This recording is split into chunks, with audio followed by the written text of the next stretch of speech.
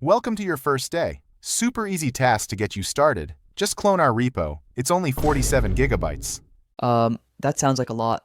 Perfect. Next, install VS Code, Node, NPM, Python, Java, C hashtag, C hashtag?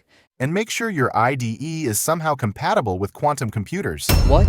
But how is that possible? Perfect. Now your task is simple. Fix this tiny bug. It's been crashing our servers for 3 months and made our lead developer cry, but it's totally beginner-friendly. That sounds critical. Here's the fun part. Our codebase is in Holy Script, a language our former intern invented during a mental breakdown. The documentation is a sticky note. Can I ask someone for help? Don't worry, if you get stuck, just ask Sarah. Who's Sarah? She was our intern in 2017. We're still waiting for her to reply on Slack. And by the way, we need this fixed by lunch. I'm in meetings all day. Good luck!